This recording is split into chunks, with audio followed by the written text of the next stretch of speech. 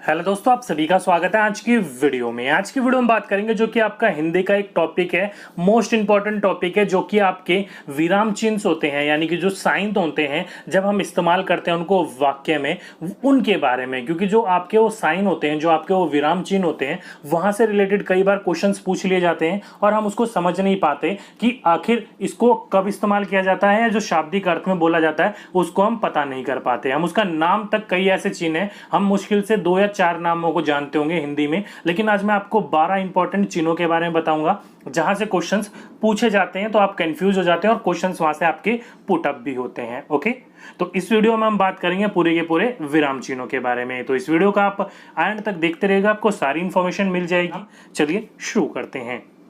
तो आज का हमारा टॉपिक क्या है, वो आज का हमारा टॉपिक लिख सकते हो विराम चिन्ह। अब ये विराम चिन्ह क्या होता है, तो देखो शाब्दिक अर्थ की बात करी जाए तो बोलते समय भावों को जो स्पष्ट करने के लिए हम वाणी का उतार चढ़ाव लेते हैं ना, तो लिखते समय उसी को दर्शाने के लिए जिन चिन्हों का, यानी कि जो विराम चिन्हों का हम प्रयोग करते हैं उसे ही क्या कहा जाता है, विराम चिन्ह कहा जाता है। मतलब जो आज तक हमने कॉपियों में, बुकों में पढ़ा है, रटी रटी भाषा वो। अब सरल शब्द में बात करूं तो आपके वो, जहां पर हम वाक्य में उसको रुकने के लिए, उसको पूर्ण करने के लिए, प्रश्न पूछने के लिए इन प्रकार के चिन्हों का इस्तेमाल करते हैं, उसे ही क्या कहते हैं, हम विराम चिन्ह कहते हैं। ओके, टोटल 12 प्रकार के होते हैं। 12 के 12 मैं आपको करवाऊंगा अच्छी तरीके से। जहां से क्वेश्चंस पूछे जाते हैं वो मैंने आपको कुछ इंपॉर्टेंट क्वेश्चंस वीडियो के एंड में दे रखे हैं, तो उनको जरूर लगाकर देखिएगा। ओके, तो चलिए, पहला विराम चिन्ह जिसे आप पूर्ण विराम भी कहते हो, तो देखा होगा आपने, ये हल्की सी, आप जो साइन देख रहे हो ब्रैकेट के अंदर, वो हल्की सी एक डंडी खींच रखी है।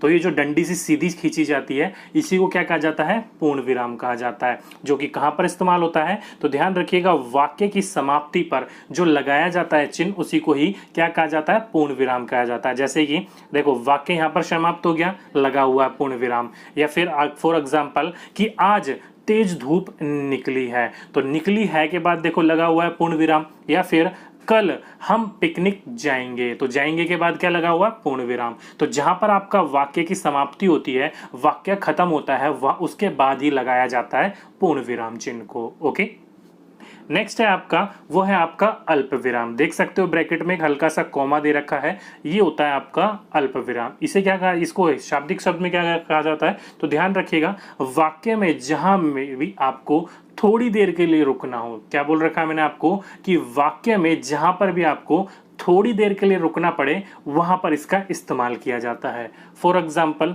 जैसे कि मुझे केला, संतरा, आम सभी फल पसंद है। तो यहां पर देख लो क्या बोल रखा है, कि मुझे केला, सेब, संतरा, आम सभी फल पसंद है। तो यहां पर डायरेक्टली मैं ये तो नहीं कहा ना कि मुझे केला, संतरा, आम सभी फल पसंद है, नहीं, हल्के सा रुकना होता है कि उसको पता चल सके कि किन किन चीजों के बारे में बात करी जा रही है। ओके, तो देख सकते हो, मुझे केला, संतरा, आम सभी फल पसंद है, उसी को क्या कहा जाता है, आपका जो रुकते हो बीच में, उसी को आप अल्प विराम कहा जाता है। और यहीं पर ही क्वेश्चंस आपके बहुत पूछे जाते हैं, ध्यान रखिएगा, जहां पर आप थोड़ी देर के लिए रुकना होता है, उसी को, उसको जगह पर हम किस चीज का इस्तेमाल करते हैं, अल्प विराम चिन्ह का इस्तेमाल करते हैं। ओके, नेक्स्ट है आपका अर्ध विराम। तो देख सकते हो आप, ऊपर एक बिंदी और नीचे कॉमा है, तो इसी को क्या कहा जाता है, अर्ध विराम कहा जाता है। शाब्दिक शब्द में जहां दो वाक्यों का संबंध हो, उनके बीच अर्ध विराम चिन्ह लगाया जाता है। जैसे कि देखो क्या बोल रखा है,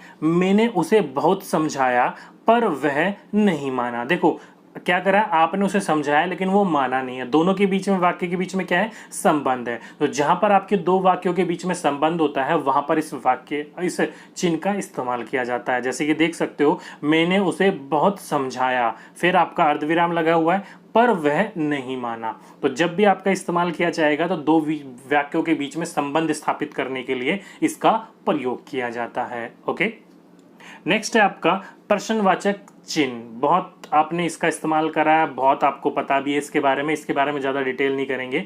वाक्य के जो अंत में लगाया जाता है ना प्रश्न पूछने के लिए, उसको ही क्या कहा जाता है, प्रश्नवाचक चिन्ह कहा जाता है। जैसे कि आप कहाँ रहते हैं, क्वेश्चन मार्क, क्वेश्चन पूछा गया। या फिर इस पुस्तक का लेखक कौन है, तो आखिरी में क्या पुटअप हो रहा है, क्वेश्चन पुटअप हो रहा है, प्रश्न पुटअप हो रहा है। ये तो बिल्कुल सिंपल है। प्रश्नवाचक आपका चिन्ह हो गया, या फिर विस्मयाई बोधक हो गया, ये बहुत सिंपल होते हैं, आराम से हम इसको पहचान सकते हैं।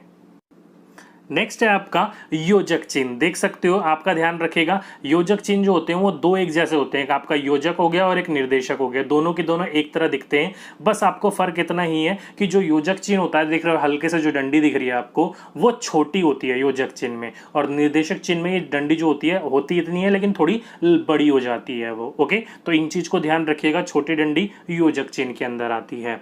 तो इस चिन्ह का प्रयोग जो होता है वो समानार्थी शब्द में, विपरीतार्थी शब्द में, शब्द युग्मों में, या फिर द्वंद्व समास या फिर तत्पुरुष समास में इसका प्रयोग किया जाता है। जैसे कि आपका देखा होगा, आपने इस्तेमाल करते हो शब्द रात दिन, तो बीच में आ गया आपका योजक चिन्ह, यह आपका पहले पहले आपका बीच में आ गया योजक चिन्ह, या फिर माता पिता बीच में आ जाता है आपका योजक चिन्ह। ओके, तो इस प्रकार के जो वाक्य होते हैं आपको वहां पर इन चीजों का, इस वाक्य का, इस चीज का आपका योजक चिन्ह का इस्तेमाल करना ही होता है। चाहे वो रात दिन हो गया, जीवन मरण हो गया, सुख दुख हो गया, जब तब हो गया, जब जब हो गया, उनके बीच में आपको उसका योजक चिन्ह का इस्तेमाल करना ही पड़ता है। ओके, तो ध्यान रखिएगा, इन चिन्हों का जब प्रयोग करते हो समानार्थी, विपरीतार्थी, शब्दगम या फिर द्वंद्व समास या फिर तत्पुरुष समास में इसका उपयोग किया जाता है। ओके, नेक्स्ट है और बिल्कुल सिंपल है आपका विस्मयादिक बोधक चिन्ह। अब ये चिन्ह देख सकते हो आप, एक सीधी डंडी और नीचे हल्की सी एक बिंदु है।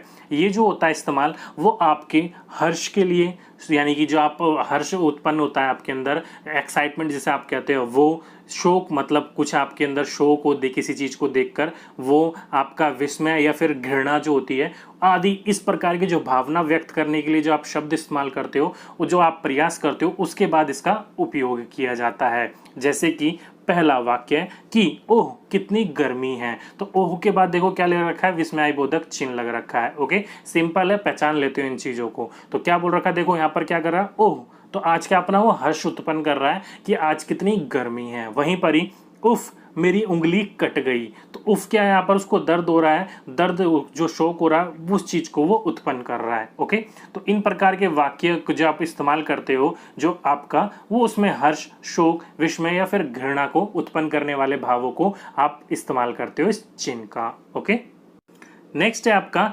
निर्देशक चिन्ह। तो मैंने आपको बोला था योजक चिन्ह और ये चिन्ह दोनों सेम होता है, बस योजक थोड़ा छोटा होता है और निर्देशक चिन्ह थोड़ा बड़ा होता है। इसका प्रयोग किसी कथन से पहले तथा उदाहरण की ओर संकेत करने के लिए किया जाता है। जैसे कि माँ कहती है सदा समय पर काम करना चाहिए, तो देखो कौन कह रही है, माँ, तो अब बता कोई और रहा है उसको, लेकिन उसने ये बोल रखा है कि माँ जो कहती है कि सदा समय पर काम करना चाहिए। तो यहाँ पर क्या हो रहा है कि किसी कथन से पहले तथा उदाहरण की ओर संकेत करने के लिए, उदाहरण ही यही है कि माँ कहती है ये कि किसी बच्चे से कुछ पूछा गया कि अपने माँ के बारे में बताइए, कुछ बात बताइए, तो उदाहरण के रूप में उसने यही बताया कि माँ कहती है कि सदा समय पर काम करना चाहिए। ओके, तो इस प्रकार के वाक्य में जो होता है इस्तेमाल, वो आपका निर्देशक चिन्ह का इस्तेमाल किया जाता है। नेक्स्ट है आपका विवरण चिन्ह। तो देख सकते हो दो बिंदु और उसके साथ में आपका योजक चिन्ह लगा हुआ है। तो ये जो होता है, तो जब किसी बात का उदाहरण या फिर उत्तर जो होता है वो अगली पंक्ति में देना होता है या दिया होता है, उसी को हम क्या कहते हैं, उसकी जगह पर हम विवरण चिन्ह का इस्तेमाल करते हैं। जैसे कि कई बार आपने देखा होगा, मैं आपके लिए इस्तेमाल भी करता हूं कि संख्या के 3 भेद हैं, तो 3 भेद के बाद व्यक्तिवाचक, जातिवाचक एवं भाववाचक, तो जो उसके बाद आपका उपयोग किया जाता है वही आपका क्या करता है, विवरण चिन्ह। तो इस चीज के लिए जब भी हमें किसी चीज का जहां पर हम इस्तेमाल करते हैं, बाकी जो उत्तर लिखा होता है उसका वो अगली पंक्ति में लिखने के लिए इसका इस्तेमाल किया जाता है। ओके, नेक्स्ट है आपका उद्धरण चिन्ह। अब ये उद्धरण चिन्ह देखो आपका कोमा, इन्वर्टेड कोमा के रूप में, इधर 2 कोमा और उधर कोमा, लेकिन एक नीचे की तरफ है और एक ऊपर की तरफ है। ओके, तो ये जो होता है किसी के कथन को उसके मूल रूप से उद्धृत करने के लिए, दोहराने के लिए उद्धरण चिन्ह का इस्तेमाल या प्रयोग किया जाता है। जैसे कि अंग्रेज भारत छोड़ो, किसने कहा था ये, महात्मा गांधी ने। तो अंग्रेज भारत छोड़ो क्या है, आपका एक दोहा बोल सकते हो, जो कि आपका कोमा, इन्वर्टेड कोमा में दिया गया है और आगे लिख रखा है, किसने बोला था ये, महात्मा गांधी जी ने बोला था।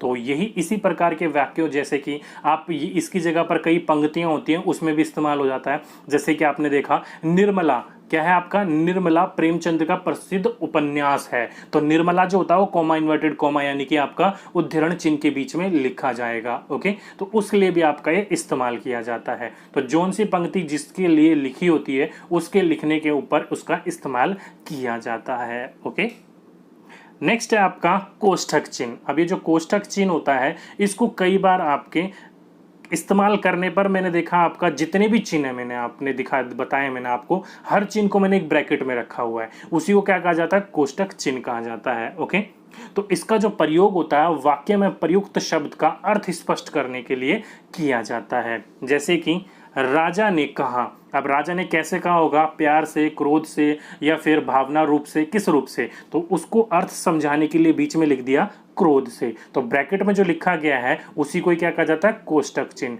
तो राजा ने कहा, ये तो उसका पूरा वाक्य लिखना था, लेकिन इसका अर्थ समझाने के लिए उसमें बीच में लिख दिया क्रोध से, क्योंकि राजा गुस्से में था कि अपराधी को कारागार में डाल दिया जाए। ओके, तो जब भी किसी वाक्य का अर्थ प्रयुक्त करने के लिए, स्पष्ट करने के लिए करा जाता है तो वहां पर हम कोष्ठक चिन्ह का उपयोग करते हैं।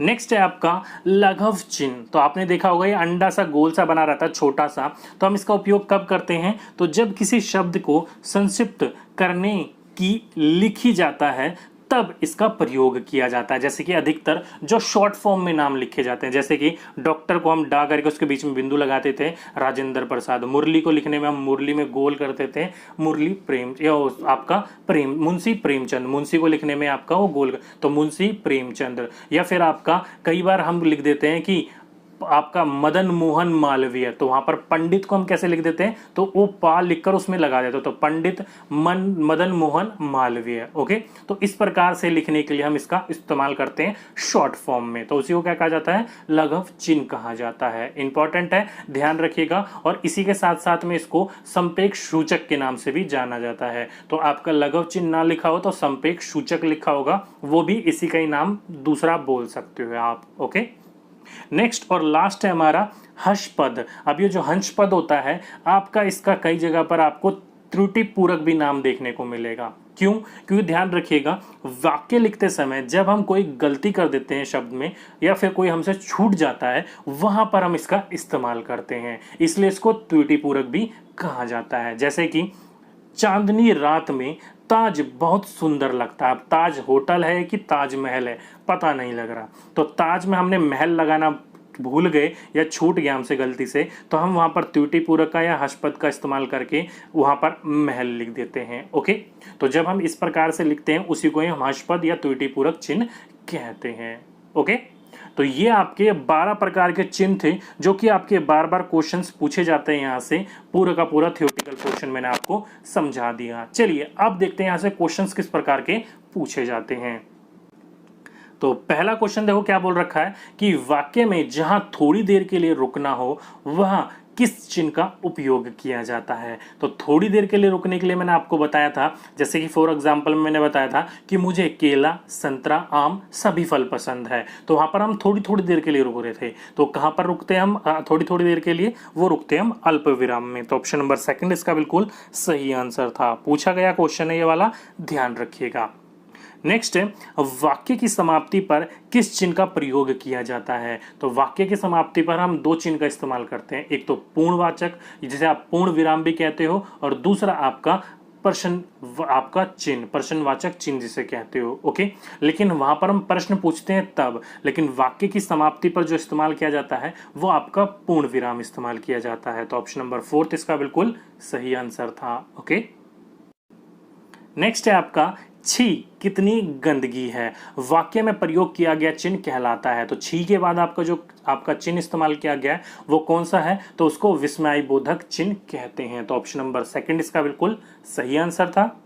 नेक्स्ट है दो उपवाक्यों का संबंध हो उनके बीच डैश चिन्ह का प्रयोग किया जाता है। तो दो वाक्यों के जो आपका संबंध स्थापित करने के लिए किस चिन्ह का इस्तेमाल किया जाता है, तो वह अर्धविराम चिन्ह का इस्तेमाल किया जाता है, जो कि मैंने आपको एग्जाम्पल रूम में बताया था कि मैंने उसे बहुत समझाया पर वह नहीं माना। तो क्या था, दो वाक्य के बीच में संबंध स्थापित कर रहा था, तो उसको क्या कहा जाता है, अर्धविराम कहा जाता है। तो ऑप्शन नंबर सेकंड इसका बिल्कुल सही आंसर था। ओके, तो ये था आपका पूरा का पूरा थ्योरेटिकल पोर्शन और कुछ इंपॉर्टेंट क्वेश्चंस दे रखे थे कि आपको पता चल सके किस प्रकार के क्वेश्चंस पूछे जाते हैं आपके इस चैप्टर से। ओके, तो ये थे आज का आपका पूरा का पूरा थ्योरेटिकल पोर्शन। अच्छे तरीके से समझाने की कोशिश करी है मैंने आपको कि किसी भी प्रकार का कोई डाउट हो, किसी भी प्रकार का कोई क्वेश्चन पूछा जाए तो वो आपका क्वेश्चन मिस ना हो। तो दोस्तों